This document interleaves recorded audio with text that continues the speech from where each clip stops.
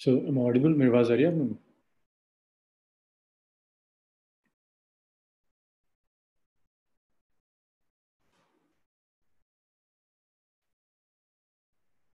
अच्छा, हम लोगों ने सॉलिड्स ऑलमोस्ट कंप्लीट कर लिया था। सॉलिड्स में कुछ डेफिनेशंस रहती हैं। वो डेफिनेशंस मैं आपको टाइप कर फॉरवर्ड करवा दूंगा, उसके बाद मैं समझा भी दूंगा। डेफिनेशंस में टाइम वेस्ट नहीं करना चाहता। Let's start with fluid. So कल सर ने कुछ फ्लूइड स्टार्ट किया था।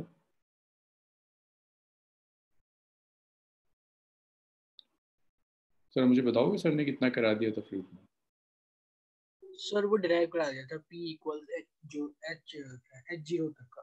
चलो very good, ठीक है।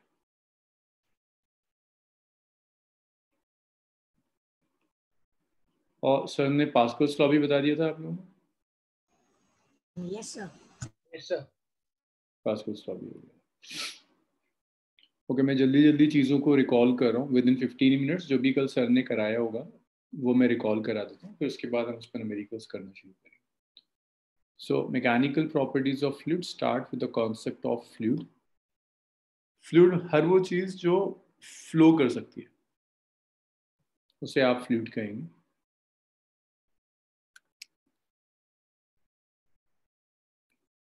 सो सब्सटेंस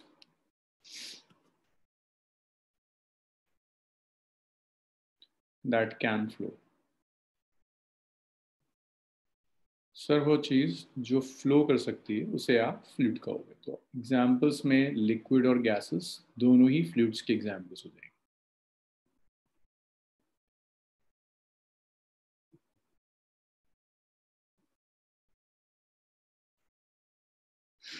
अब जब आप फ्लूइड स्टार्ट करते हो तो एक टर्म आती है which is known as thrust. देखो थ्रस्ट का क्या मतलब है। थ्रस्ट, हाँ अब्दुल्ला, गैस भी फ्लो कर सकती है ना। इसका मतलब सिर्फ ये नहीं है कि आपके पास लिक्विड हो। गैसेस भी फ्लो कर रही हैं। अगर आप एक कंटेनर ले लो, उस कंटेनर में गैस फ्लो करेगी। सो gas is again a fluid. Solids को आप नहीं ले सकते। लिक्विड्स और गैसेस दोनों आपके फ्लूइड्स में हैं। जब आप थ्रस्ट लोगे, thrust is force perpendicular to surface.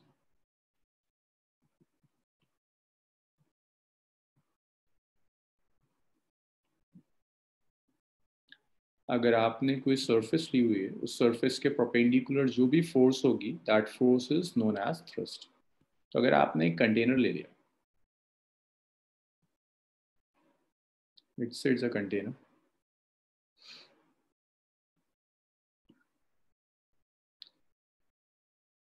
इस कंटेनर में आपने फ्लूइड, लेट्स से कोई लिक्विड फिल कर दिया।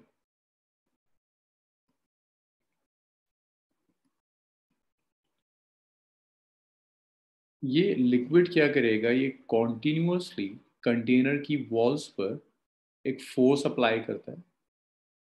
और अगर ये फ्लूइड रेस्ट में है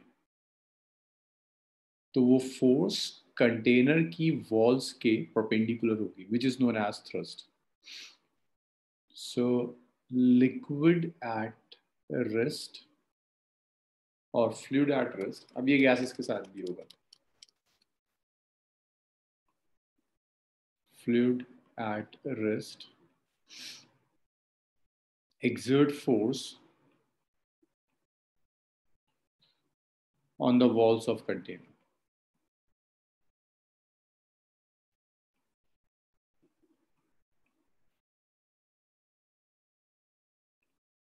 तो अगर एक फ्लूइड रेस्ट में है तो वो कंटेनर की वॉल्स पर कुछ फोर्स एक्सर्ट करेगा, जिस फोर्स को आप थ्रस्ट कहते हैं।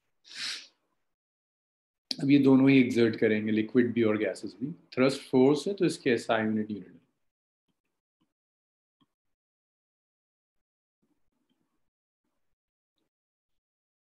इसके बाद कॉन्सेप्ट आता है प्रेशर का।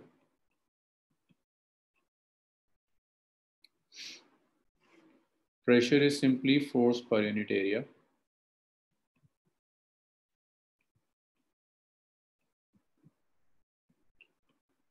फोर्स पर यूनिट एरिया को आप प्रेशर कहोगे। आपने एक सरफेस ली हुई, the area of the surface is a, इसके ऊपर आप कुछ फोर्स एफ अप्लाई कर रहे हैं। तो यहाँ जो प्रेशर होगा, that pressure is the ratio of force and area. तो force per unit area is known as pressure. इसकी जो एसआई यूनिट है, its force is Newton, area is meter square. So its SI unit is Newton per meter square. और इसी को आप pascal भी कहते हैं. इसकी जो CGS यूनिट होगी, इट्स डाइन पर सेंटीमीटर स्क्वायर. तो बेसिक डेफिनेशंस हैं. अगर इसमें कोई डाउट है तो मुझे बताइए, नहीं तो फिर आगे बढ़ते हैं.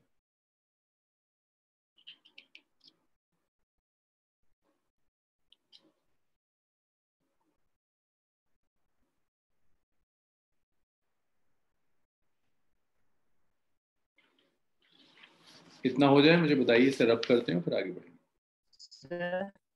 Yes Caspar. कैसे डिफाइन कर सकते हैं इसे? कैस्पर दोबारा बोलोगे, मेरी आवाज क्लियर नहीं है. फ्लो को हम कैसे डिफाइन करेंगे? फ्लो को? हाँ जी.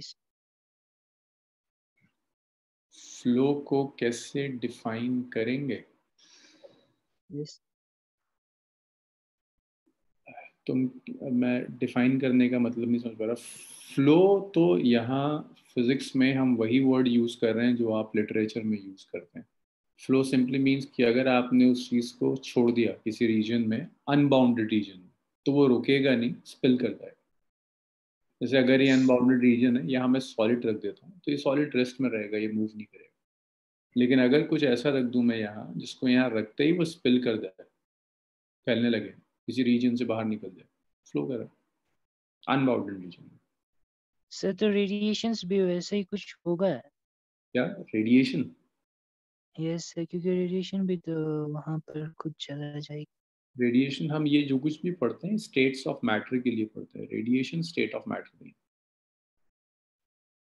रेडिएशन स्टेट ऑफ मैटर नहीं है. तो रेडिएशन में आप ये नहीं कहेंगे. ये उन स्टेट ऑफ मैटर्स के लिए है जो वॉल्यूम ऑक्युपाई करते हैं. रेडिएशन कोई वॉल्यूम ऑक्युपाई नहीं करता, तो रेडिएशन के लिए ट्रू नहीं होगा. इसको रब करूं आगे बढ़ूं?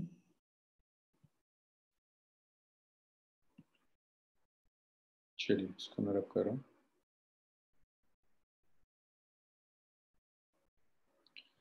प्रेशर के कॉन्सेप्ट के बाद नेक्स्ट आता है the concept of atmospheric pressure.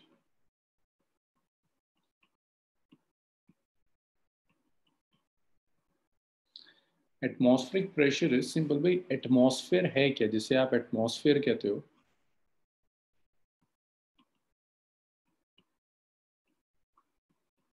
Atmosphere is simply a gaseous envelope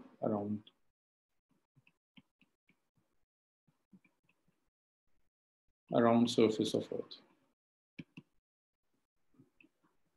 Like अगर ये अर्थ की सरफेस है, इसके अराउंड एक गैसियस एनवेलप है, जिस गैसियस एनवेलप को आप एटमॉस्फेयर कह रहे हैं. ये एटमॉस्फेयर अर्थ की सरफेस पर, भाई गैस है मींस फ्लूइड है, वो फ्लूइड अर्थ की सरफेस पर कुछ फोर्स अप्लाई करेगा, जिस फोर्स को आप, जो फोर्स सरफेस के परपेंडिकुलर है, इसी को आप थ्रस्ट कह रहे हैं. और वही थ्रस्ट पर यूनिट एरिया आप प्रेशर कह रहे हो. तो एटमॉस्फेयर अर्थ की सरफेस पर कुछ प्रेशर एक्सर्ट करता है, and that pressure is known as atmospheric pressure. Sea level पर ये एटमॉस्फेरिक प्रेशर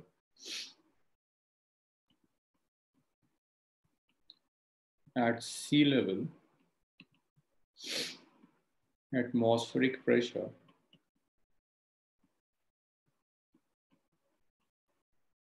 is 1 atm. तो सी लेवल पर ये एटमॉस्फेरिक प्रेशर 1 atm हो जाएगा. 1 atm को अगर आप पास्कल में कन्वर्ट करेंगे, this is 1.013 into 10 raised to the power 5 pascals. तो ये atmospheric pressure. Usually atmospheric pressure को हम पी नॉट से रिप्रेजेंट करते हैं. तो अगर कहीं पी नॉट आ रहा है, that means pressure exerted by atmosphere.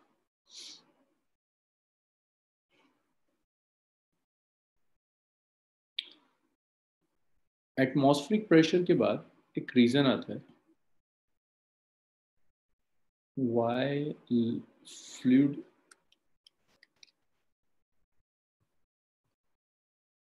at rest exert force which is perpendicular, so I'll call it a thrust on the wall of container.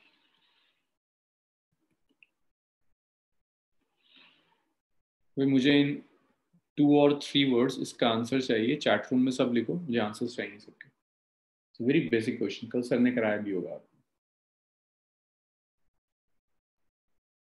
By the way कल जो फैसल सर थे वो शायद अभी आकाश के पैनल पर भी हैं,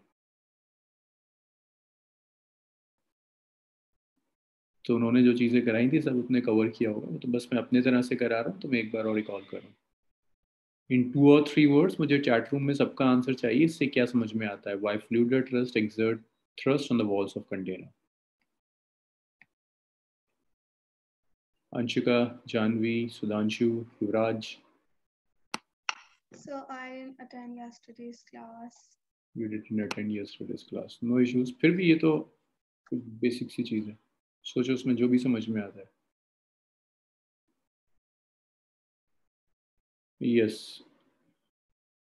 Sudhanshu is partially correct. Yash is absolutely correct. Caspal Wake's answer है यार। No, Yuvraj, the reason is not weight of the molecules. अगर ऐसा होता तो solids भी force exert करता, thrust exert करता।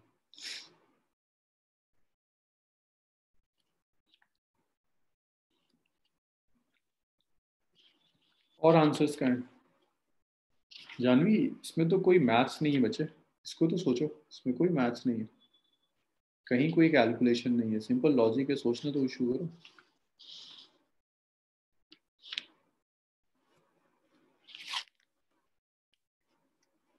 यस कैस्पल, अब आप ठीक है, अब्दुल हन्नान का आंसर ठीक है।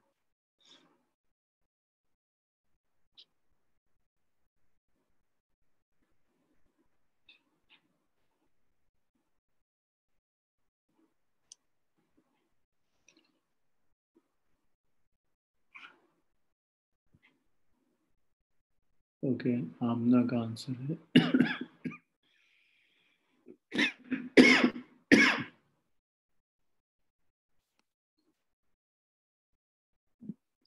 हम उसी फोर्स के कॉज ढूंढने की कोशिश कर रहे हैं Yuvraj. No Tisha, answer is not mass. Sir मैंने भी भेजा है कुछ। अर्षद, मैंने देखा आपका। जिस रिएक्शन की आप बात कर रहे हैं वो जिस एक्शन की वजह से हो रहा है, मैं उस एक्शन का कॉज ढूंढ रहा हूँ।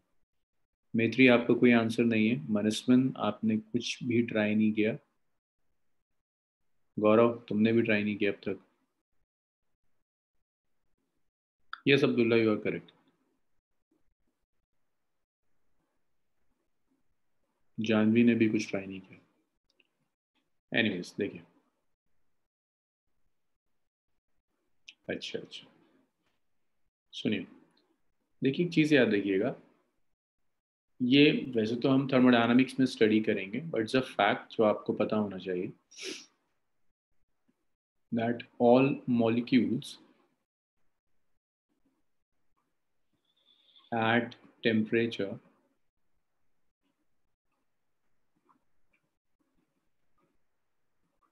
greater than 0 Kelvin have thermal energy.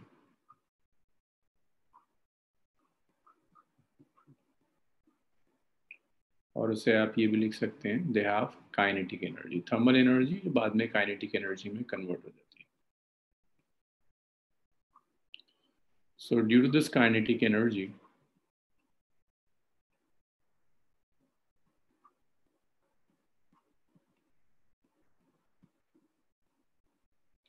they collide with walls of container. तो इस काइनेटिक एनर्जी की वजह से ये कॉन्टिन्यूसली कंटेनर की वॉल्स के साथ कोलाइड करती रहती, और यही कॉज है फोर्स का। तो देखो, अगर ये कंटेनर है, इसमें आपने लिक्विड फिल कर दिया, तो लिक्विड के हर मॉलिक्यूल के पास काइनेटिक एनर्जी होगी, जिस काइनेटिक एनर्जी से मूव करेगा और जाकर कोलाइड कर जाएगा। और जब भी ये मॉलिक्यूल कोलाइड करेगा, कोलाइड करने का मतलब है, हाँ गौरव मैसेजेस अब तो आ रहे हैं आपके, कि जब ये कोलाइड करेगा दैट मीन्स ये कुछ फोर्स एक्सर्ट कर रहा है, हर कोलिजन में कुछ फोर्स एक्सर्ट करेगा ओवर द सरफेस। तो जब भी ये मॉलिक्यूल्स कोलाइड करेगा with the wall of container तो ये फोर्स एक्सर्ट करेगा। Is it clear? Sir question ये था कि फोर्स से एग्जर्ट करेगा या फिर परपेंडिकुलर फोर्स से एग्जर्ट करेगा? परपेंडिकुलर फोर्स एक्सर्ट करेगा। अभी तो क्वेश्चन में क्या था कि मतलब परपेंडिकुलर फोर्स क्यों एग्जर्ट करेगा या फिर सिर्फ फोर्स क्यों एग्जर्ट करेगा? फोर्स को एक्सर्ट करेगा। परपेंडिकुलर तो रीजन और है, अगर ये फोर्स परपेंडिकुलर ना हुई किसी और एंगल पर, मान लीजिए फोर्स ऐसे एक्ट करेगी, तो फोर्स के दो कंपोनेंट्स होंगे, right Harshit? Yes sir. Horizontal और एक वर्टिकल। तो ये जो कंपोनेंट है हॉरिजॉन्टल, ये लिक्विड को फ्लो करा सकता है, बट लिक्विड तो रेस्ट में, इसीलिए कोई भी टेंजेंशियल कंपोनेंट नहीं मिलेगा, सिर्फ और सिर्फ नॉर्मल कंपोनेंट्स अगर लिक्विड रेस्ट में। Okay sir. सर आपने थ्रस्ट लिखा तो मुझे लगा परपेंडिकुलर फोर्स क्यों एग्जर्ट करेगा। इसका रीजन है ये मॉलिक्यूल्स के पास जो काइनेटिक एनर्जी होगी, करेक्ट सर। एनर्जी की वजह से वो कोलाइड करेंगे बार बार वॉल्स के साथ और कोलिजन के साथ फोर्स एक्सर्ट करें। ऐसा सॉलिड्स में नहीं होता। देखो इसका सबसे बड़ा जो प्रूफ है वो ये है कि अगर मैं यहाँ पर कंटेनर में कोई होल कर दूँ तो लिक्विड कॉन्टिन्यूसली इस होल से बाहर आना शुरू कर, ऐसे होगा ना, क्योंकि लिक्विड फोर्स एक्सर्ट कर रहा था जब तक कंटेनर था, उसने इसे विथस्टैंड किया हुआ था। जैसे ही यहाँ होल हुआ लिक्विड बाहर आ जाएगा। लेकिन अगर इसी कंटेनर में मैं सॉलिड फिल कर, सॉलिड ऐसी कोई फोर्स एक्सर्ट नहीं करते, तो अगर मैं यहाँ पर होल भी कर दूँ तो ऐसा नहीं होगा कि सॉलिड्स बाहर आ जाएंगे। तो ये डिफरेंस है फ्लूइड्स में और सॉलिड्स में, कि फ्लूइड्स फोर्स एक्सर्ट करेंगे, फ्लूइड्स प्रेशर एक्सर्ट करेंगे, बट सॉलिड्स ऐसा नहीं करते। ग्रेटर देन के बाद, greater than 0 kelvin, 0 kelvin V3।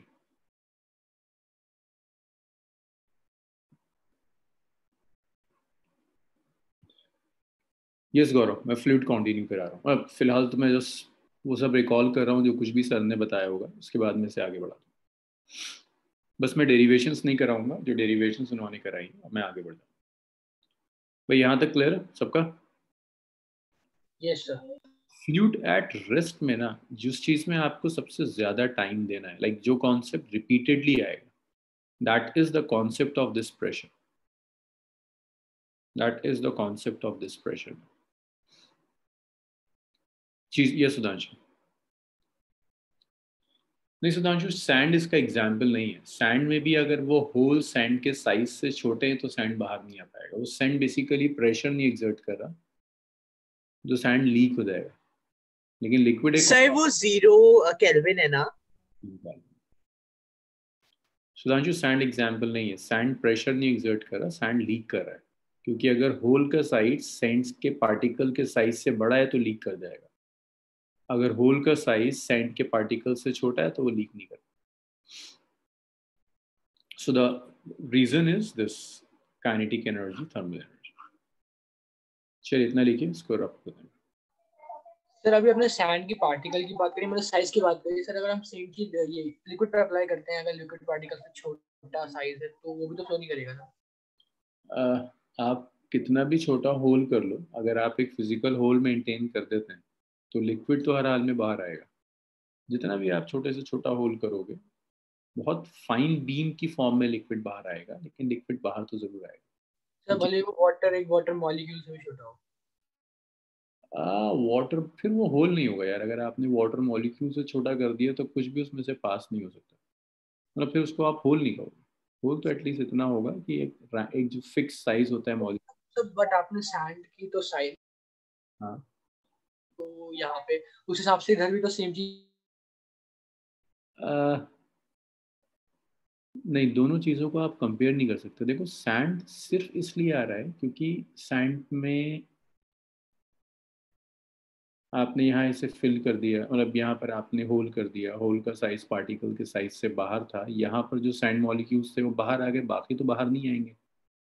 ऐसे होता है ना, अगर यहाँ आपने होल कर दिया, बस डिफरेंस बताने की कोशिश कर रहा हूँ कि सैंड इस प्रेशर का एग्जाम्पल नहीं है, सैंड प्रेशर नहीं एग्जर्ट करता। अगर आपने सैंड ले लिया, कंटेनर लिया और एक छोटा सा होल कर दिया, कि सारा सैंड बाहर आएगा?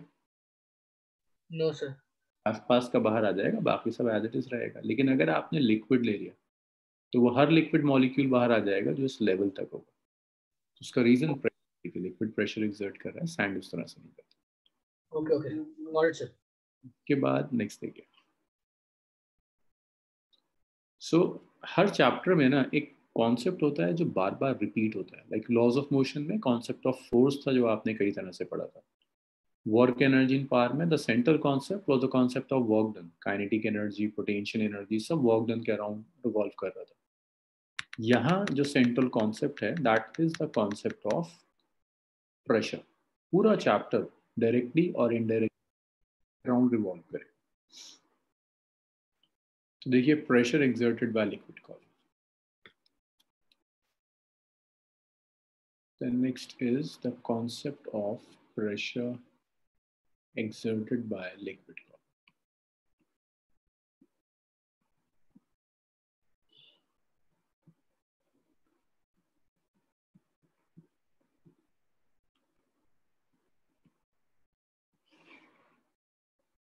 जब आप ये प्रेशर लेते हो तो दो तरह से आप प्रेशर मेजर करते हैं। सर ने डेराइव कराया हुआ है कल, तो मैं उस डेरिवेशन पे नहीं जा रहा। एक प्रेशर होता है जिसे आप कहते हैं एब्सोल्यूट प्रेशर। फिर हम देखेंगे गेज प्रेशर। देखिए, एब्सोल्यूट प्रेशर का क्या मतलब है। अगर मैं आपको एक कंटेनर देता हूँ, या आपने एक कंटेनर लिया हुआ है, इस कंटेनर में आपने लिक्विड फिल कर दिया और इसे आप यहाँ तक फिल कर देते हैं, लिक्विड डाला और इस यहाँ तक लिक्विड फिल्ड है।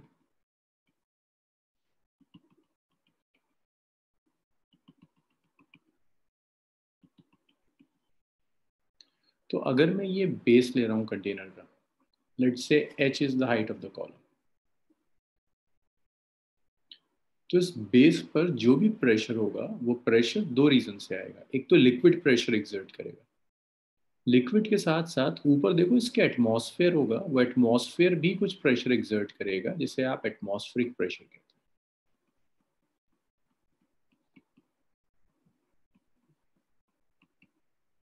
जो एब्सोल्यूट प्रेशर है, that absolute pressure P absolute is the sum of atmospheric pressure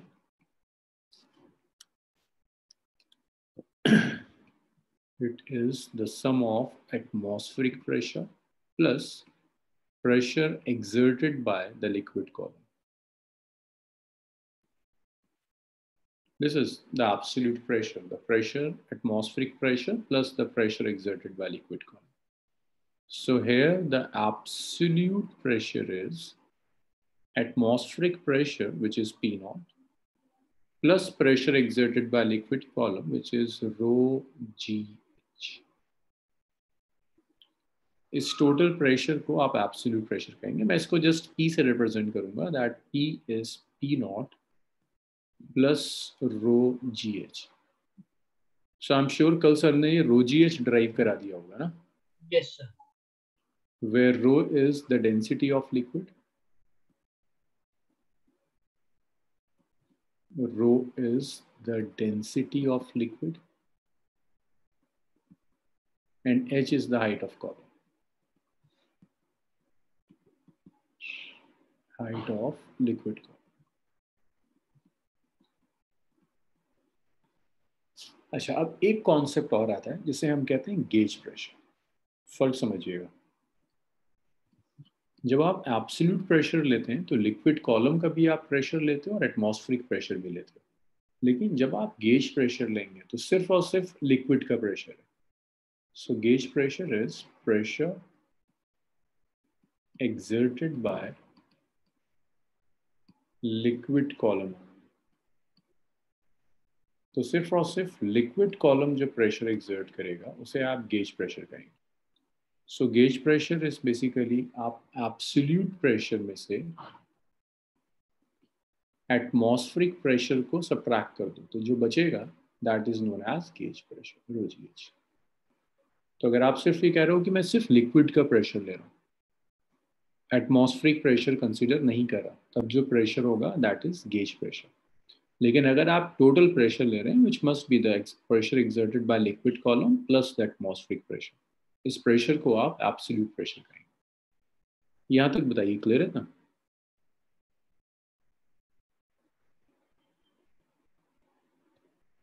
very good,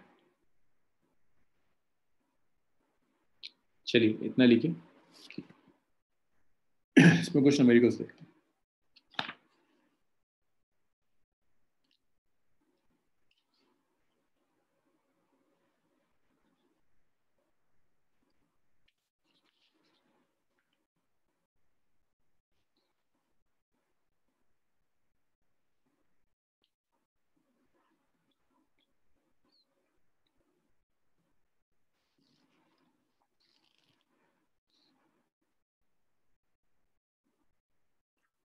Divyanshi, मैत्री, राज, हुआ ना?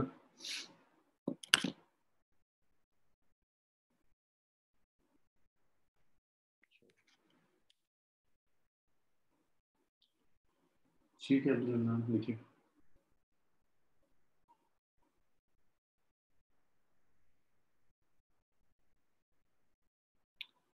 अब्दुल अन्ना, इतना हो जाए मुझे बताइएगा, इसको रब करते हैं।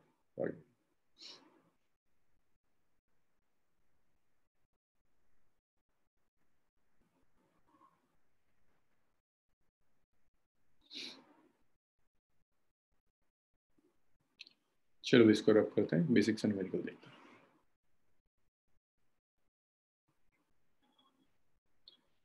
So the question says at a depth of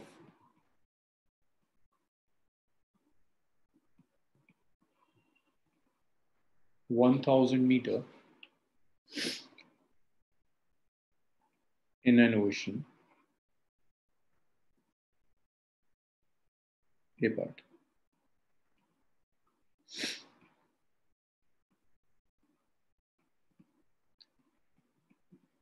What is the absolute pressure?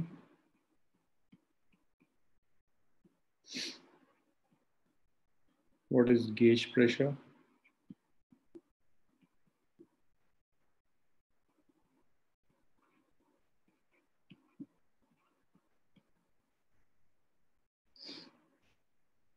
C part. What is the force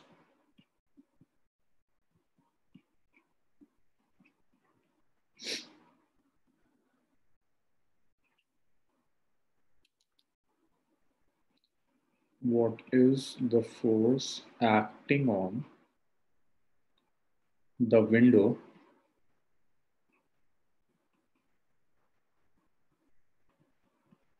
of area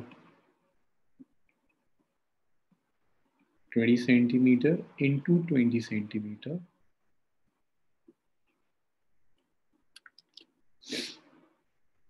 of a submarine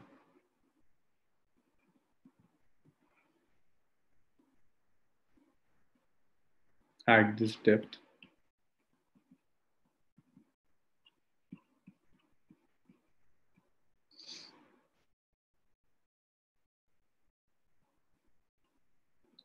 its interior is maintained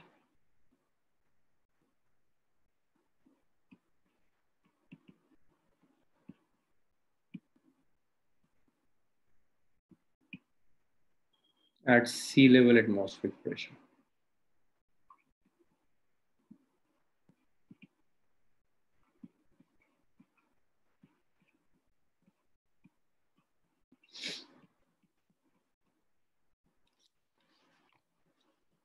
So देखो, first two parts are trivial.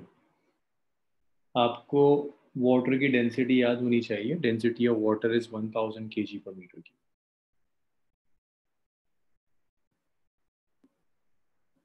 Density of water is 1000 kg per meter cube. इसे आप CGS में convert करेंगे, so it's 1 gram per centimeter. तो देखो, first part is trivial. Like आपको absolute pressure चाहिए। Absolute pressure क्या होगा? Atmospheric pressure plus rho GH. So the atmospheric pressure is भाई एटमॉस्फेरिक प्रेशर ATM में मत लेना, सबको सेम यूनिट में लेना होता है ना। 1.01 इंटू 10⁵ प्लस रो की वैल्यू रख दीजिए। वाटर की डेंसिटी कितनी है? 1000। G की वैल्यू रख दीजिए, G is 10। H की वैल्यू रख दीजिए विच इज 1000। सो प्रेशर आ गया 1.01 इंटू 10⁵ प्लस 10⁻⁷। सो यहाँ से आप 10⁻⁵ कॉमन ले लो, it's 1.01 plus 10⁻²। So this is 10⁻⁵ into 1.01 plus 100, so it's 101.01 Pascal. इतना प्रेशर हो जाएगा। It's 10⁵ 101.01 Pascal.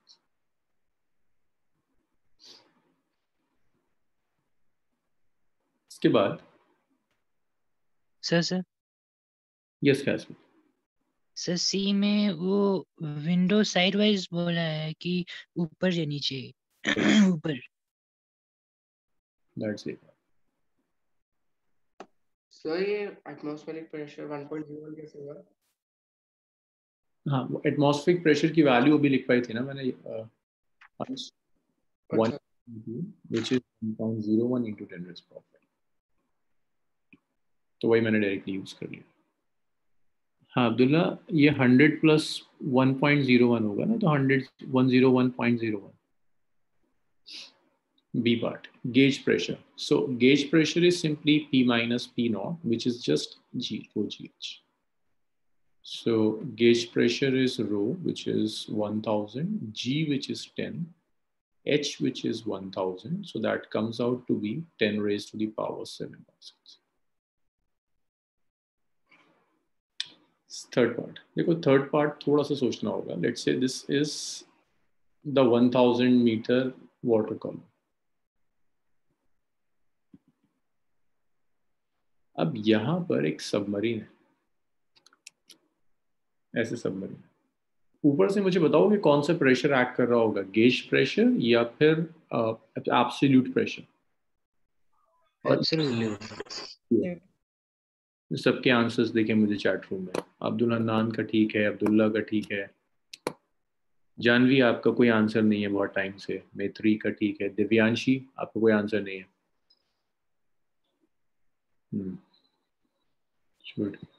तो ये एब्सोल्यूट प्रेशर होगा। जो एब्सोल्यूट प्रेशर हमने यहाँ कैलकुलेट किया है 10⁻⁷, बट इनसाइड जो है ना इसका, यहाँ भी एक प्रेशर एक्ट कर रहा है जिसे आप कहोगे atmospheric pressure.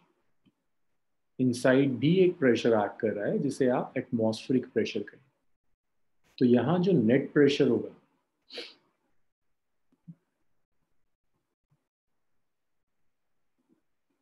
Net pressure is absolute pressure minus atmospheric. हाँ, अंदर एयर फील्ड होगी, सबमरीन में वैक्यूम तो नहीं होगा ना, अंदर एयर फील्ड है, और उसने क्वेश्चन में मेंशन किया हुआ है interior is maintained at sea level atmospheric pressure. तो नेट प्रेशर इतना है, P minus P naught. P minus P naught होने का क्या मतलब है? Net pressure is rho GH, मतलब इनडायरेक्टली कह रहा है कि इस पर सिर्फ गेज प्रेशर काम कर रहा है। एब्सोल्यूट प्रेशर काम कर रहा था ऊपर से, लेकिन अंदर से एटमॉस्फेरिक प्रेशर भी है, तो नेट कितना बचा? P minus P naught, which is actually rho GH। सो जो फोर्स होगी, that force is rho GH multiplied by the area of the submarine. So rho GH हम ऑलरेडी कैलकुलेट कर चुके हैं। rho GH आया था 10⁻, यहाँ आया था ना 10⁻⁷ Pascal's.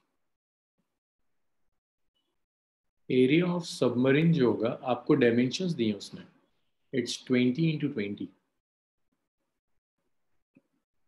So this is 400 centimetre square. Centimetre square को मीटर स्क्वायर में कन्वर्ट कीजिए, multiplied by 10⁻⁴ metre square. Multiply कर दीजिए, force is pressure into area which is 10⁻⁷ into 400 into 10⁻⁻⁴।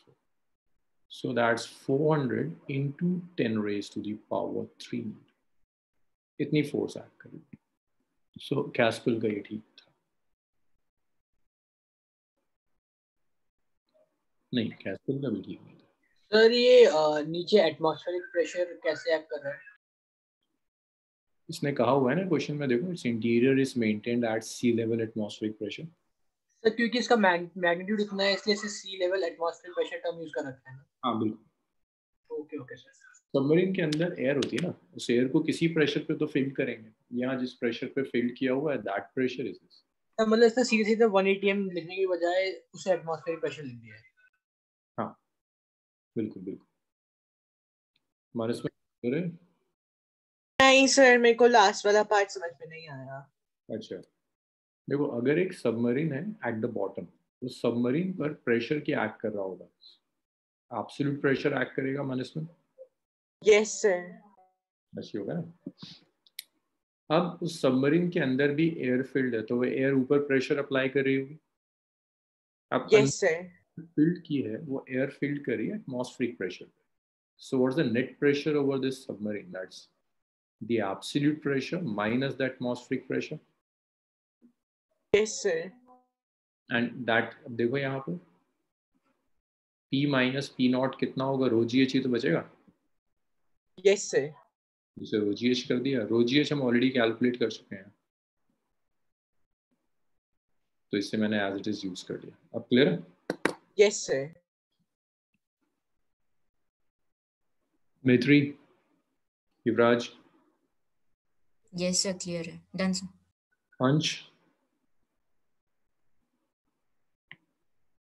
Done sir. Metre square में क्यों किया जब नेट प्रेशर तो सेंटीमीटर? नहीं गौरव, मैंने कहीं सेंटीमीटर में नहीं लिया है. प्रेशर तो मैंने पास्कल में लिया. गौरव कहीं मैंने सीजीएस यूज नहीं करी. हर जगह मैंने एसआई यूज किया.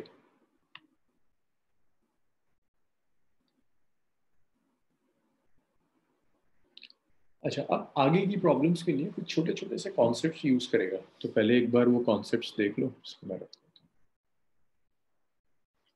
इसे मैं रख कर रहा हूँ.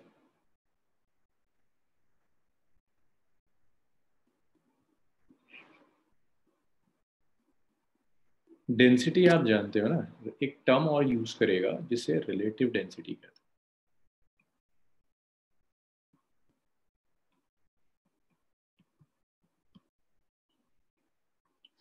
तो रिलेटिव डेंसिटी बेसिकली दो डेंसिटीज का रेशियो है. ये बॉडी की डेंसिटी भी है और आप एक लिक्विड की डेंसिटी और वाटर की डेंसिटी आप ले लो at 4 degree Celsius.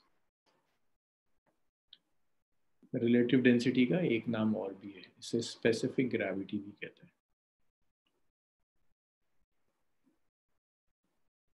Specific gravity भी कहते हैं. तो रिलेटिव डेंसिटी जो है it's ratio of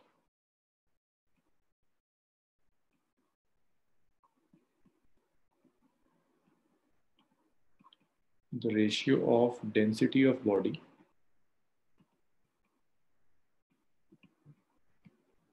divided by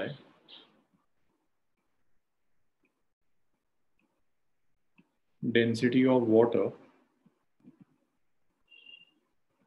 at 4 degree Celsius. So इस रेशियो को रिलेटिव डेंसिटी कहते हैं. अंश मुझे बताओ इसकी यूनिट क्या होगी? बहुत सिंपल गेस है अंश, डेंसिटी इसकी यूनिट क्या होनी चाहिए? यस अंश, देखो बहुत इजी था. It should be unitless because density by density. Okay sir. Density should be unitless quantity. तो इससे फायदा ये होता है आपको, लेकिन वाटर की डेंसिटी याद होनी चाहिए. वाटर की डेंसिटी इज 1000 kg पर मीटर क्यूब. ये आपको गिवन नहीं होगी क्वेश्चंस में. और 1 ग्राम पर सेंटीमीटर क्यूब. तो देखो इसे यूज कैसे करते हैं. वो कहता है आपसे कि रिलेटिव डेंसिटी है एक बॉडी की 0.8. बस इतना गिवन है कि एक बॉडी की रिलेटिव डेंसिटी 0.8 है. तो बॉडी की आप डेंसिटी निकाल सकते हो ना. आपको पता है रिलेटिव डेंसिटी है density of body divided by density of water. तो आप इसे ऐसे लिख सकते हैं that density of body is simply relative density multiplied by density of water. So the density of body is relative density, which is 0.8 into density of water in SI, which is 1000. तो body की density कितनी आ गई 800 kg per meter। तो कुछ इस तरह से आप relative density के concept को use कर सकते हैं। इतना लिख लीजिए। इसी पर कुछ 2-3 numericals हैं, important numericals, type of numericals हैं, वो डिस्कस करो।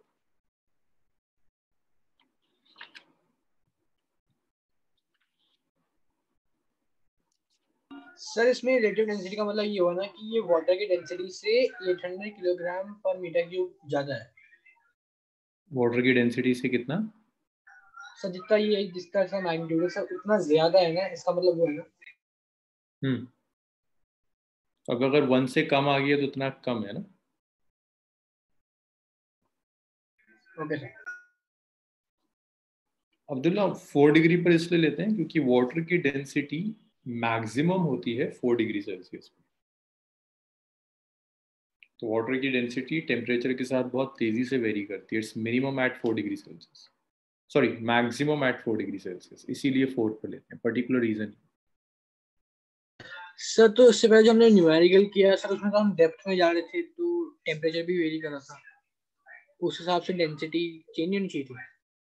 हाँ, अभी हम जब भी कोई डेंसिटी कैलकुलेट कर रहे हैं, कुछ भी कैलकुलेट कर रहे हैं, we assuming that temperature is constant. और हम वाटर की जो डेंसिटी ले रहे हैं वो मैक्सिमम 4 डिग्री सेल्सियस पर मैक्सिमम होती है, वही ले रहे हैं। अभी हम कोई भी वेरिएशन टेम्परेचर के साथ नहीं ले रहे। In the next chapter in thermodynamics we will consider variation with temperature, but अभी हम उसमें इंटरेस्टेड नहीं। Okay okay. सो ये आप सब लिख चुके हैं, इसको रख करो।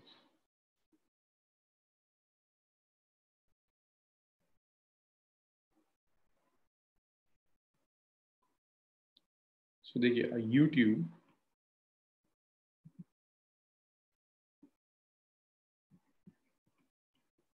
इन्हीं सब कॉन्सेप्ट्स पर क्वेश्चंस देखिए। Contains water and spirit separated by mercury. ये सब क्वेश्चंस कल तो नहीं किए थे आप लोगों ने? नो सर, सर वो लास्ट वही किया था रोज ये जो। अच्छा किया था।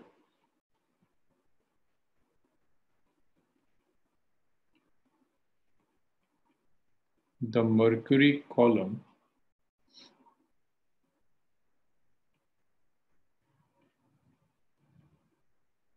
in the 2 arms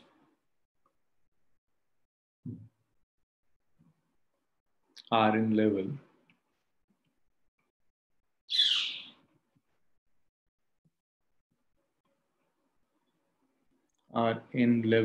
with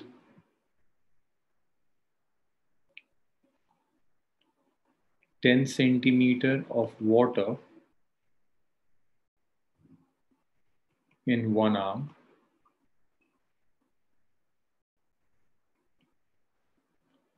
and 12.5 centimeter of spirit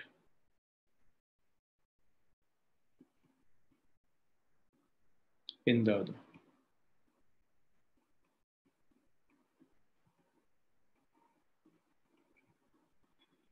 What is specific gravity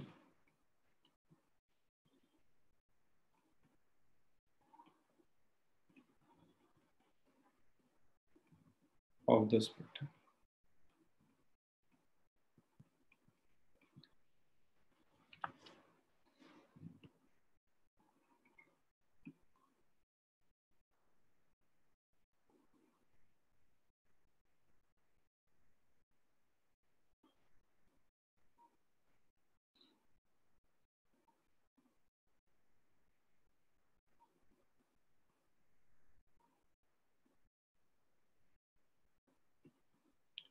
सो मैत्री, आप जो YouTube पूछ रही हैं, शेप है ट्यूब का, इसीलिए उसको YouTube कह रहे हैं। और अब्दुल्ला स्प्रिट टाइप ऑफ, ये मिथाइल स्प्रिट है, spirit is type of chemical, तो आपके लिए दो तरह के लिक्विड्स हैं। तो यूट्यूब है, इसमें एक तरफ वाटर फील्ड है और दूसरी तरफ स्प्रिट है और बीच में मर्क्यूरी है। तो ये ऐसा हो रहा है कि यहाँ मर्क्यूरी है, इसको मर्क्यूरी को किसी पर्टिकुलर कलर से फिल करते हैं, ये मर्क्यूरी है।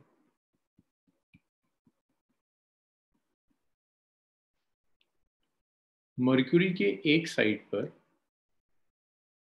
वाटर है 10 सेंटीमीटर। ये ब्लैक से जो मैं ले रहा हूँ इसको वाटर ले लेते हैं। This is 10 centimetre water.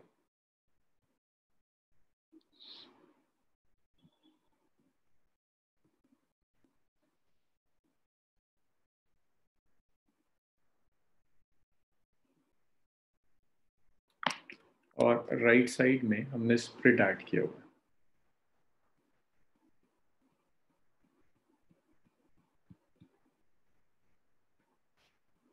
Sir तो ये यूट्यूब सिमेट्रिकल नहीं है ना? सिमेट्रिकल कैसे? दोनों तरफ लेंथ सेम होनी चाहिए, ये कह रहे हो? Yes sir. यूट्यूब सिमेट्रिकल है बट लिक्विड अलग अलग लेंथ तक फिल्ड है, तो यहाँ पर काफी पोर्शन एम्प्टी होगा। Okay okay. सो लेकिन ये वाटर है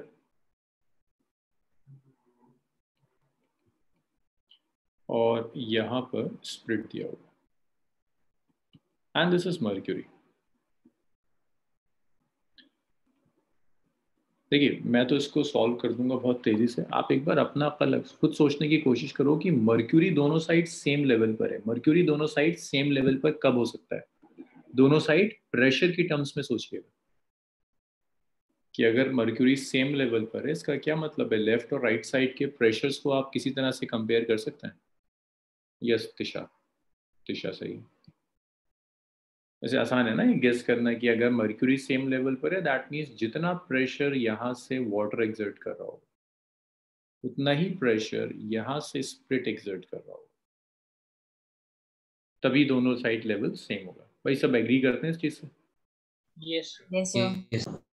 देखो हम रटते नहीं है ना, तो इसमें कुछ रटने की जरूरत नहीं है, सीधी सीधी सी चीजें हैं कि अगर लिक्विड, अगर मर्क्यूरी का लेवल सेम है तो लेवल सेम तभी हो सकता है जब दोनों sides pressure same. So that means pressure exerted by water is equal to pressure exerted by spirit. Water जो प्रेशर एक्सर्ट करेगा ऑब्वियसली ऊपर एटमॉस्फेयर भी होगी, यहाँ पर एटमॉस्फेयर भी होगी, तो वाटर का प्रेशर हो जाएगा atmospheric pressure plus density of water, height of water into g. Spirit जो प्रेशर एक्सर्ट करेगा that's atmospheric pressure plus density of spirit, height of spirit multiplied by g. तो पी नॉट से P nought cancel हो गया, आपको water और spirit relative density चाहिए ना, तो रिलेटिव डेंसिटी क्या होगा? Density of spirit divided by density of water. So इसको आप ऐसे लिख दोगे HWG HSG density of spirit divided by density of water. It gets cancelled out. Water की हाइट है 10 सेंटीमीटर, स्पिरिट की हाइट है 12.5 सेंटीमीटर। सेम यूनिट्स का रेशियो है तो मैं कन्वर्ट नहीं कर, so yes it comes out to be 0.8.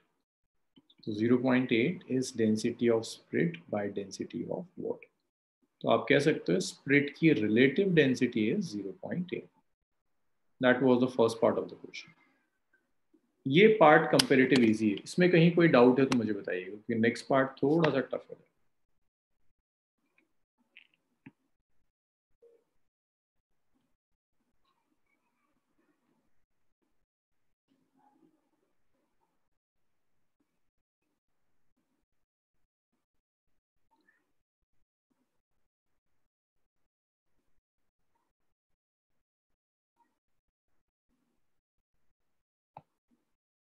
Sir हाँ सर इसी इक्वेशन से हम मास ऑफ स्पिरिट और मास ऑफ वाटर में रिलेशन निकाल के फिर वॉल्यूम भी अलग से निकाल के वैसे भी कर सकते हैं ना? वॉल्यूम वॉल्यूम और मास, आपको डेंसिटी तो निकाल लोगे आप, है ना, लेकिन अगर आपको इस ट्यूब का साइज नहीं दिया होगा, like area of cross section नहीं दिया, एरिया निकाल सकते हैं ना सर? कैसे निकालोगे ये? वाटर का 10 सेंटीमीटर हाइट है, उसका डेंसिटी लेंगे ना sir. Density is equal to mass by volume, volume में एरिया इनटू हाइट तो दिया है। आपको दो दो वेरिएबल्स नहीं आ जाएंगे, मास भी नोन नहीं है और वॉल्यूम में। यस सर, वो यहाँ से रिलेट कर सकते हैं ना इसी से मास, तो फिर मास कैंसिल भी हो जाएगा। मुझे नहीं लगता, अगर हो जाएगा सिंपल इक्वेशंस आप कर सकते हैं, बट मुझे नहीं लगता, आई एम श्योर कि आप अटकेंगे एक जगह जाकर, नंबर ऑफ वेरिएबल्स बढ़ जाएंगे। लास्ट में relative density of split, Abdullah, it's a relative density of split, but जिस मेयर अलजेब्रा आप करके देख सकते हो कि अगर आप कहीं नहीं अटक रहे हैं, नंबर ऑफ वेरिएबल्स का कम है, तो आप वर्कआउट करो। रब कर दूं इसको?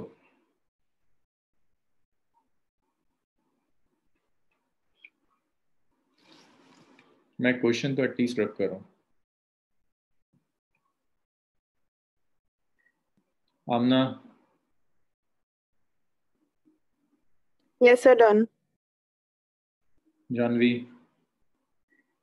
Sudhanshu?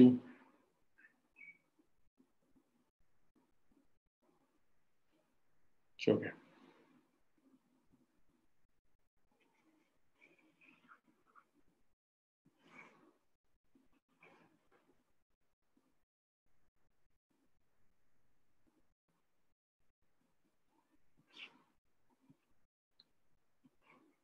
Abdullah, split by water लिया है ना, वाटर बाय स्प्लिट कहाँ लिया है मैंने?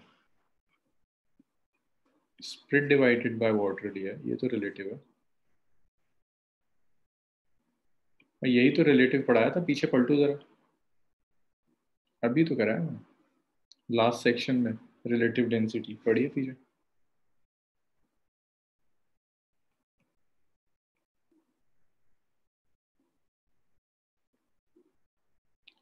इसी में एक छोटा सा चेंज और करते हैं।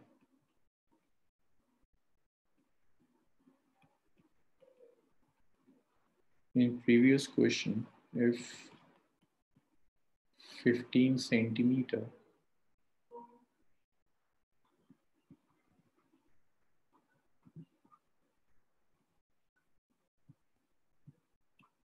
water and split each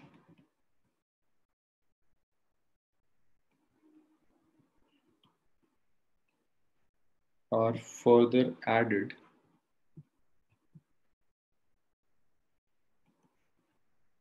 in respective arms of the tube,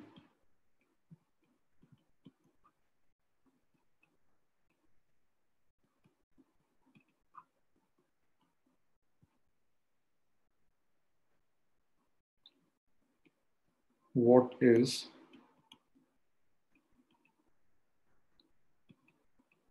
the difference in level of mercury in two arms?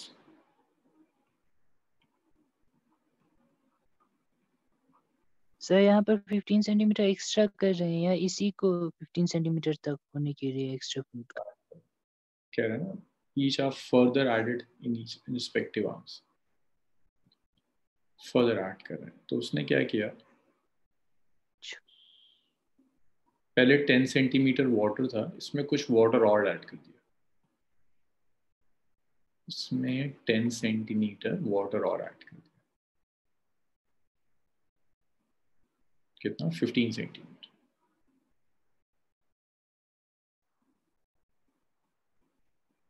और राइट वाले में 15 सेंटीमीटर स्प्लिट और ऐड कर दिया।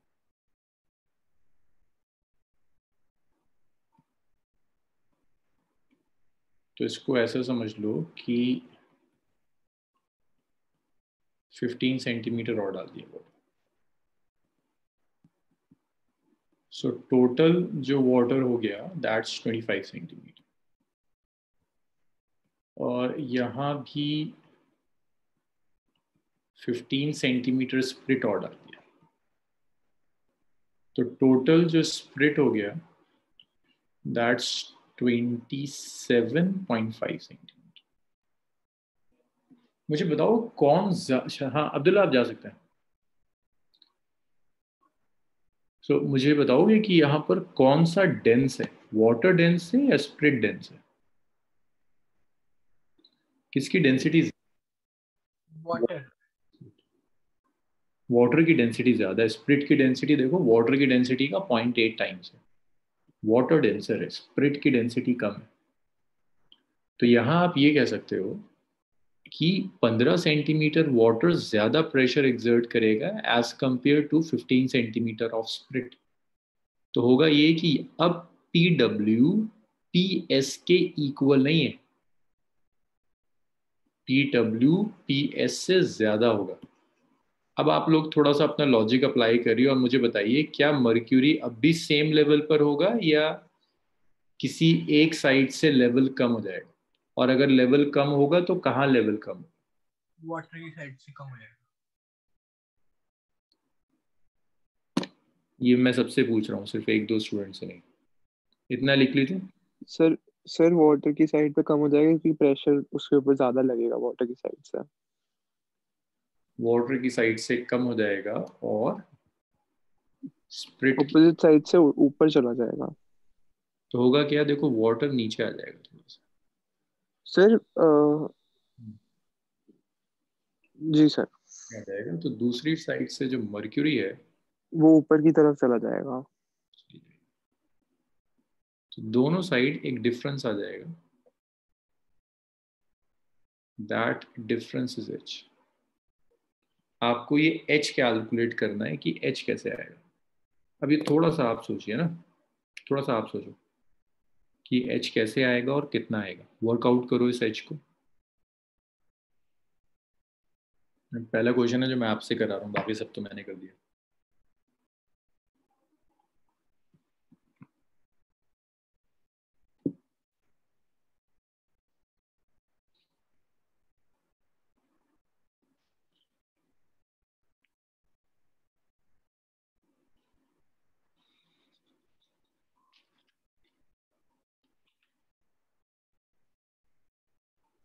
सर 5.25।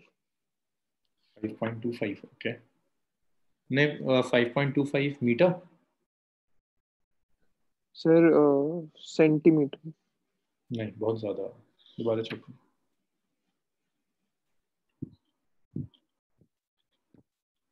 बहुत ज़्यादा, 5.25 सेंटीमीटर।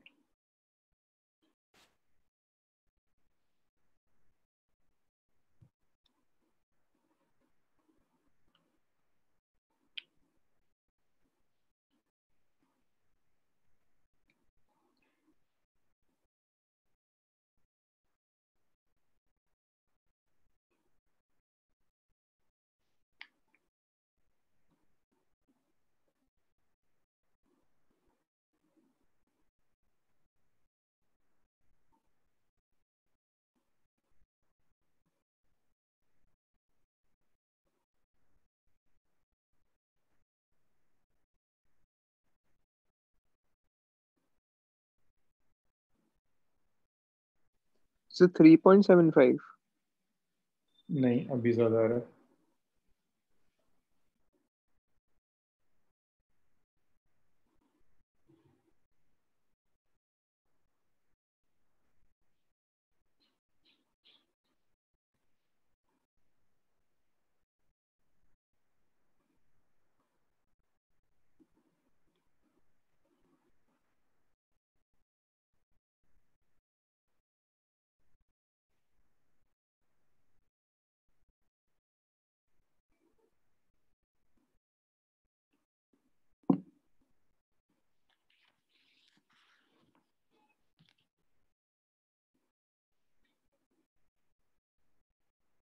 यस कुछ क्लोज है।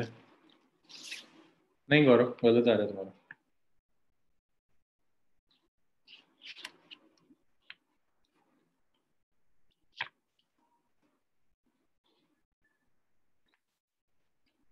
जब आपको मर्क्यूरी की डेंसिटी की जरूरत पड़ रही होगी, मर्क्यूरी की डेंसिटी भी क्वेश्चंस में अक्सर गिवन नहीं होती, याद रखनी होती है 13.6 इंटू 10⁻³ kg पर मीटर। इसे भी याद रखिएगा, वाटर और डेंस मर्क्यूरी इन दोनों की डेंसिटीज आपको याद होनी चाहिए, गिवन नहीं होगा।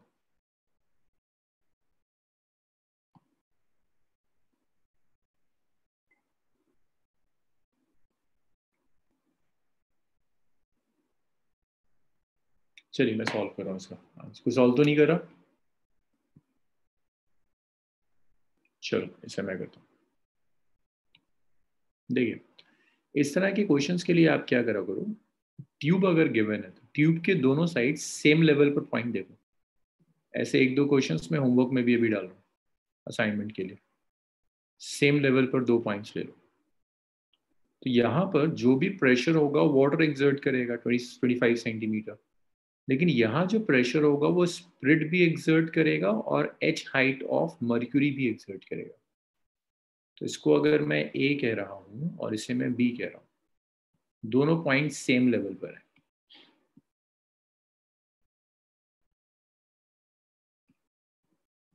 Points A and B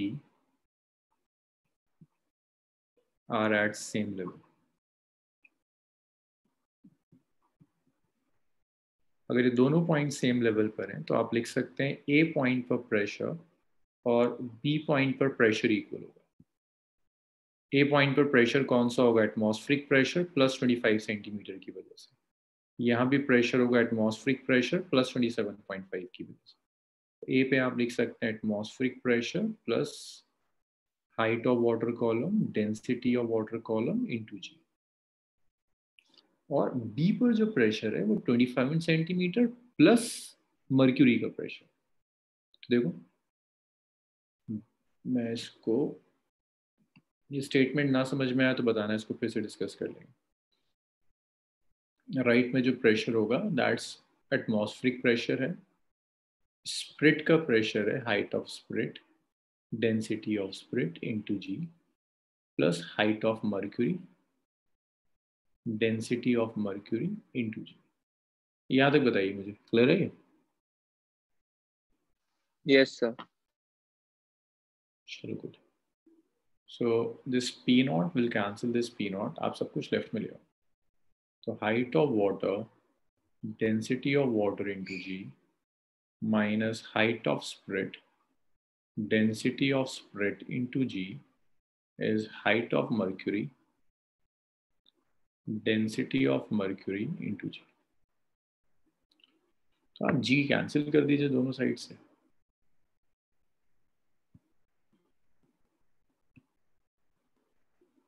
तो G तो देखो सब जगह कॉमन आ रहा है, तो G कैंसिल हो जाएगा। हाइट ऑफ वाटर है कितना है 25 सेंटीमीटर।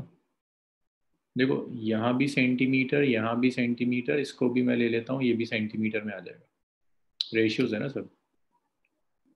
तो इसको मैं 25, सब जगह सेम है, तो या रुको यार 25 इंटू 10⁻⁻² मीटर में ले लिया। डेंसिटी ऑफ वाटर याद होना चाहिए 1000। Height of spirit is 27.5 into 10⁻²। Density of spirit is 0.8 थी ना रिलेटिव डेंसिटी, 0.8 इंटू 10⁻³ सिखाया था मैंने कि वाटर की डेंसिटी से मल्टीप्लाई कर देते हैं। हाइट ऑफ मर्क्यूरी आपको कैलकुलेट करनी है। डेंसिटी ऑफ मर्क्यूरी मैंने लिखा था 13.6 इंटू 10⁻³। तो यहाँ से आप लिख सकते हैं हाइट ऑफ मर्क्यूरी कॉलम। जब आप यहाँ से सॉल्व करोगे तो हाइट ऑफ मर्क्यूरी कॉलम आएगा आपका it's 0.22 into 10⁻⁻² metre. That's the answer. So 0.22 centimetre आ जाएगा। भैया यहाँ बताइए, क्लियर है? Yes sir. Sir yes Casper, sir वो उससे आ रहा है। किससे आ रहा है? अभी मैंने कहा था ना सर, वो वाला करके वो क्या कहते हैं वो सर, एरिया निकाल के फिर मास से इक्वेट करके वेरिएबल ज्यादा नहीं हो रहा है, mass of water mass of spirit बराबर आ रहा है। चलो गुड, ठीक है, mass of water mass of spirit बराबर आ गया। चलो ठीक, यस चलो ओके।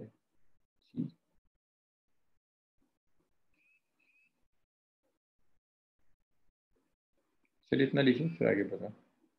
सर। फिर इसको उसी से अगर अभी का वाला हाइट लेके 25 और 27.5 को लेके प्रेशर निकाल के उन दोनों प्रेशर का डिफरेंस लेंगे तब भी H2 माइनस H1 आ जाएगा ना सर? हाँ आ जाना चाहिए, तो एक ही बात है, अगर आपके पास नंबर ऑफ वेरिएबल्स कम नहीं पड़ रहा है तो आप वहाँ से भी कर सकते हैं। और बस आपको ये चेक करना है कि कौन सा, किस में नंबर ऑफ स्टेप्स कम आ रहे हैं। टाइम मैटर करेगा ना एग्जाम में, इवन 10 सेकेंड्स भी काउंट होता है, तो आपको एक बार देखना होगा कहाँ कम टाइम कंज्यूम है। चलिए देखिए सर। यस माइस। सर यहाँ पे जो पॉइंट्स ए और बी हैं वो मर्क्यूरी का लेवल नहीं है ना? नहीं मर्क्यूरी का लेवल नहीं, मैंने कहीं भी सेम लेवल पर 2 पॉइंट्स ले लिए। अब वो पॉइंट्स थोड़ा सा ऐसे चूज करने होते हैं कि आपकी प्रॉब्लम में जो डेटा है वो सब यूज हो जाए। पॉइंट्स तो मैं यहाँ भी चूज कर सकता था, है ना, लेकिन फिर मर्क्यूरी इंक्लूड नहीं होती, तो मैंने नीचे ऐसे चूज किया कि मर्क्यूरी भी आ गई, वाटर भी आ गया, स्प्रिट भी आ गया। सर और हमने इसमें एक साइड पे मर्क्यूरी का एच हाइट एच जी और रो एच जी और जी ऐड किया है, और दूसरी साइड पे क्यों नहीं किया? देखो यहाँ लेफ्ट साइड में इतना जो पोर्शन है ये बताओ, इसमें बताओ मानसमन क्या फील्ड है इस पूरे पोर्शन में? Sir water. वाटर। और साइड में जो मैंने इतना पोर्शन लिया है यहाँ क्या फील्ड है? हाँ मर्क्यूरी और स्प्रिट दोनों।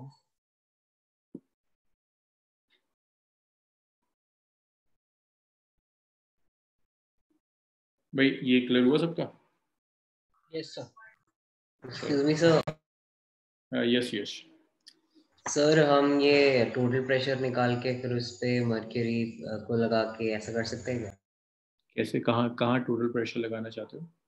Sir pressure of spirit minus pressure of water.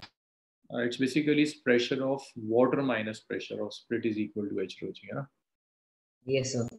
हाँ तो अल्टीमेटली देखो मैं वही कर रहा हूँ, मेरा ये एटमॉस्फेरिक प्रेशर तो कैंसिल हो गया, इसको अगर तुम लेफ्ट में ले आओगे तो pressure of water minus pressure of spirit equal to H rho। ठीक यस है, सर। लेकिन ये अगर तुम ये सेम लेवल पर पॉइंट्स ले लेते हो तो इस टाइप की और बहुत प्रॉब्लम्स आएंगी जहाँ गैस भी फिल्ड कर देगा, उसमें ये कॉन्सेप्ट आसान रहेगा तुम्हारे लिए। तो सेम लेवल पर पॉइंट्स ले लो, दोनों साइड देख लो क्या क्या आ रहा है, प्रेशर इक्वेट कर दो।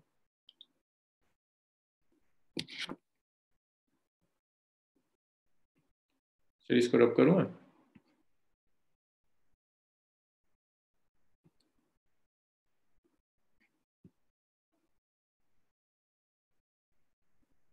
नो रिस्पॉन्स मीन्स लिख लिया आप लोगों ने।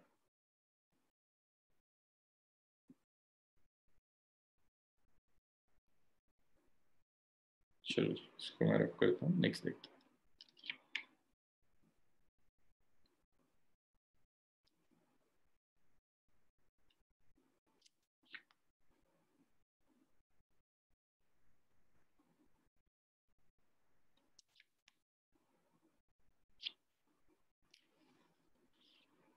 नेक्स्ट देखिए, the next is Pascal's law. Pascal's law में आपने कितना कर लिया था, क्या क्या कराया था आपको पास्कल्स लॉ में?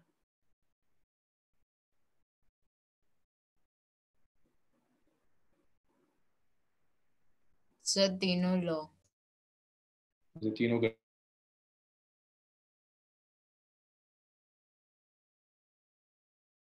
Yes sir. चलो वो ट्राइंगल लेके ना।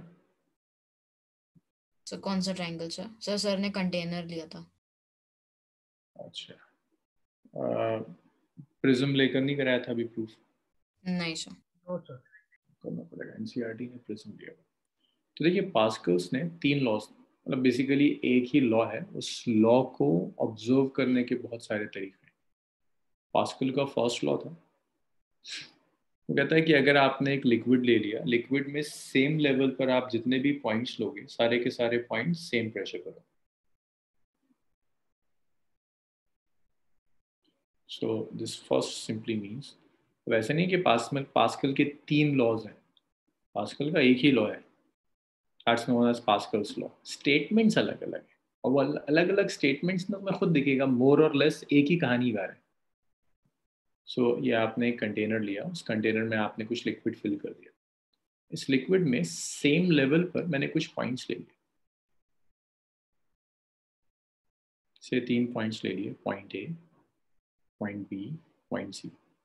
तो पास्कल्स लॉ कहता है सेम लेवल पर आप जो पॉइंट्स लेंगे, इन पॉइंट्स पर प्रेशर भी सेम होगा। तो ये सिंपली ये कहता है pressure in a fluid at rest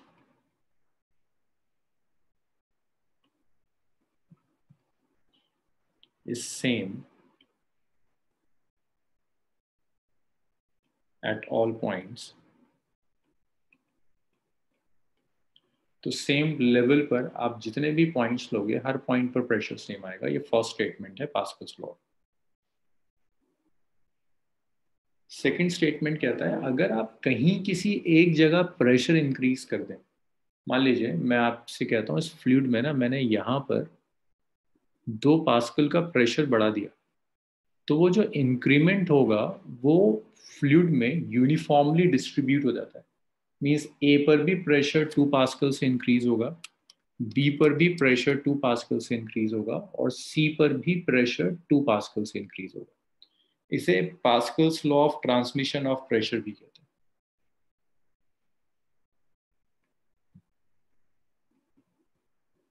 Pascal's law of transmission of pressure.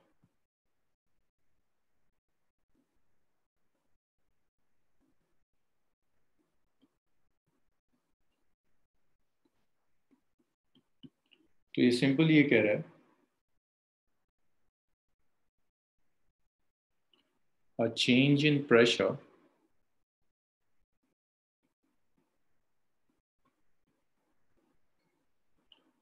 to an enclosed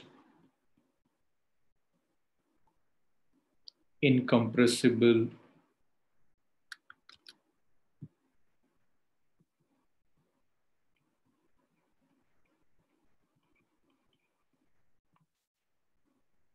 fluid is transmitted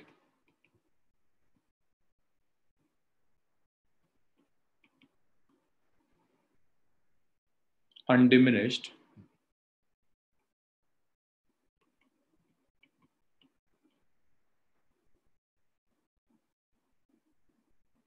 to every part of the fluid.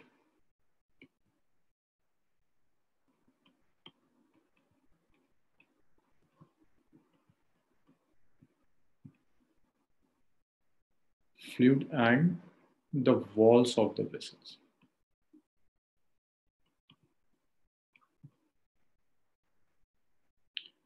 Simple means कि अगर आपने एक कंटेनर लिया, किसी एक जगह आप प्रेशर इंक्रीज कर रहे हैं, तो increase in pressure throughout the container equally transmit हो जाएगा। इससे Pascal's law of transmission of pressure कहते हैं। बेसिक स्टेटमेंट सिर्फ यही 2 है। अगर आप इसको अब कुछ ऑथर्स एक तीसरे में और लिख देते हैं, मतलब वो जो तीसरा है वो बेसिकली सेकंड स्टेटमेंट ही और कुछ नहीं है। तीसरा कहता है pressure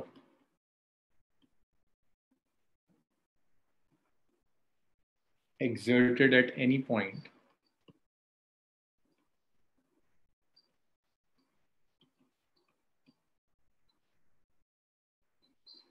on an enclosed liquid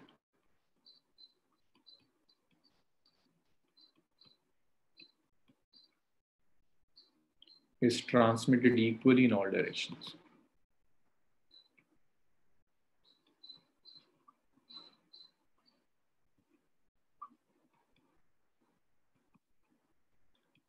So these are 3 statements, 3 different laws नहीं है, 3 statements हैं एक ही चीज के।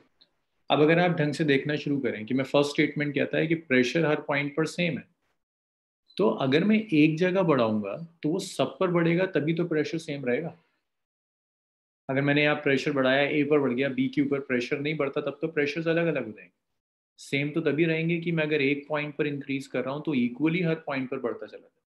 तो जो बाकी के दो स्टेटमेंट्स हैं, ये फर्स्ट जो स्टेटमेंट है उसी को कॉम्प्लीमेंट करने के लिए लिखा है। और एक चीज और याद रखिएगा,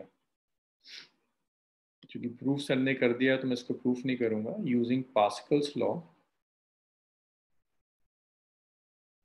we can make force multiply.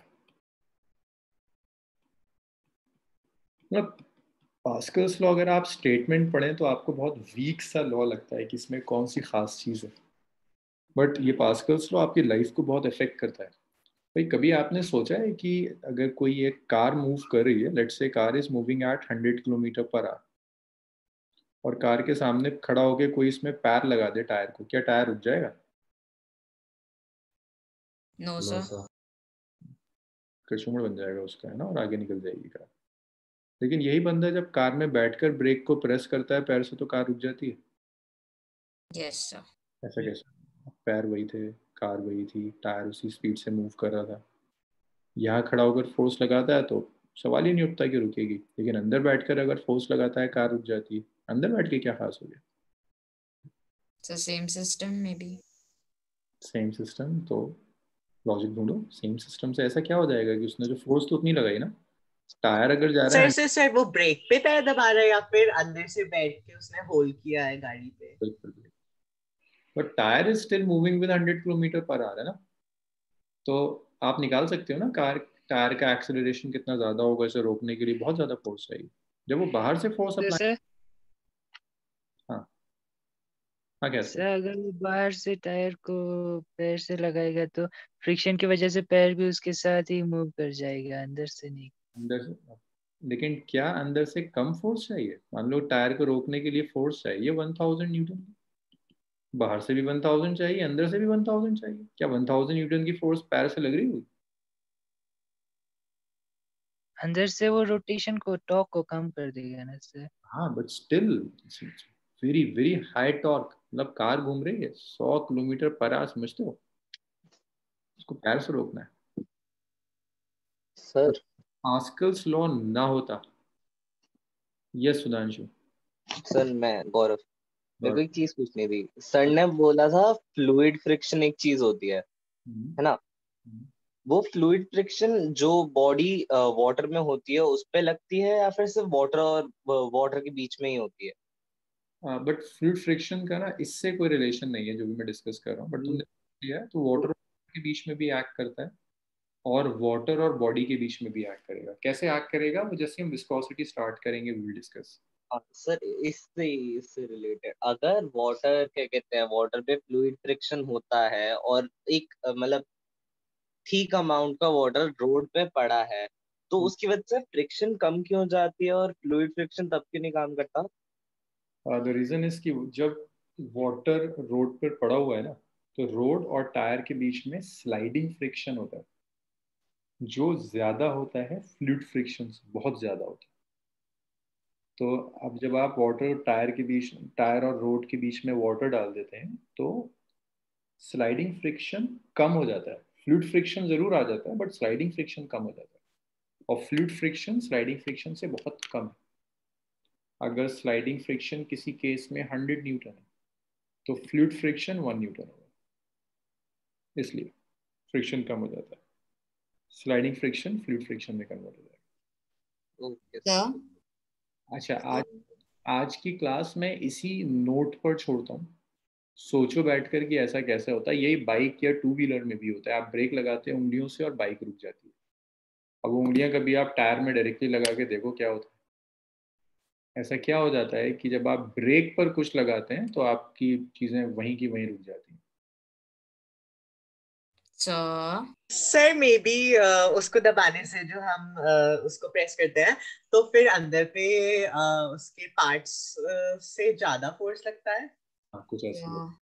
Yes मित्र, आप क्या कह रहे हैं? सर मैं ये पूछ रही थी बस इतना सा कि सर लास्ट सेंटेंस में आपने उसके बाद क्या लिखा, मुझे समझ में नहीं आ रहा। यूजिंग पास्कल्स लॉ के बाद we can make force multiply. हम कुछ ऐसे सिस्टम बना सकते हैं जिसमें हम फोर्स को मल्टीप्लाई करें। Sir yes yes yes sir एक क्वेश्चन था। हाँ बोलिए। वो सर्कुलर मोशन से रिलेटेड